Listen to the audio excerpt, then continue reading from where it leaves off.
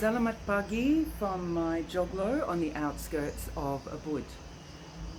The last edition I talked about how I got my $5,000 to come on my first buying trip to Bali.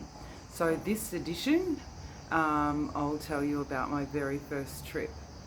Mum and I boarded a plane to Bali, and I really had no clue what I was even going to buy, how I was going to get it home, but all the same I was very excited about my new adventure.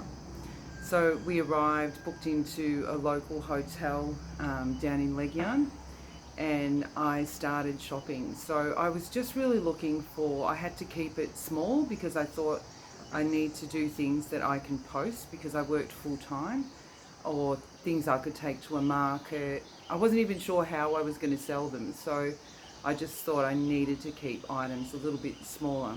So I bought jewellery, handicrafts. I found Geneva, which is a lot of people watching this will know Geneva. It's sort of like a handicraft supermarket with fixed prices. So I did buy some of my first wares there, but now I think I know the suppliers that Geneva get their items from, so I don't go there anymore. So over the course of the time I was just slowly shopping my way, bargaining into shops, even on the beach, wherever I could, for anything that I thought that I could sell. My room was filling up with goodies because we were just bringing everything back to the room, and at night my mum would be sleeping soundly and I would be awake thinking, oh my god, how am I going to get this home, because I really didn't know. And so then I started to go to the local post office. I found out about air freight and sea freight, and also DHL, and was just at night time would be sitting down trying to weigh up my best options on how I was going to get everything back to Australia. I also, I didn't really have a driver, so different people were driving me, but once I mentioned I was coming for business, I had everyone trying to manage me and control everything, and of course they wanted a percentage, and that I didn't really want to be controlled by anybody, so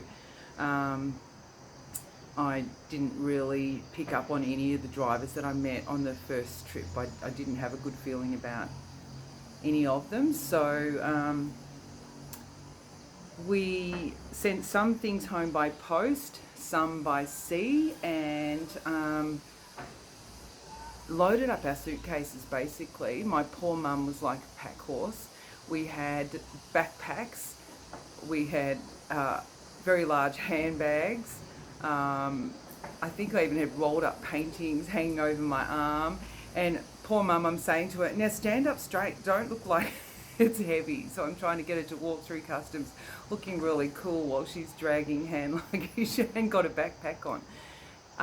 I'm sure today you couldn't get through customs, the amount of stock that we got through, but also our suitcases were overweight. But back then the airport was a little corrupt, so when we got to the front, he weighed our suitcases and said, oh, you're over.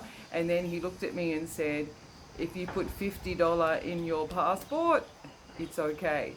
So quickly I got out $50 and put it in the passport, because I knew we were well over and it would be a lot more than that. Or I was worried, yeah, I wasn't really sure of the procedure anyway. So we bribed our way through and got the first lot of stock home.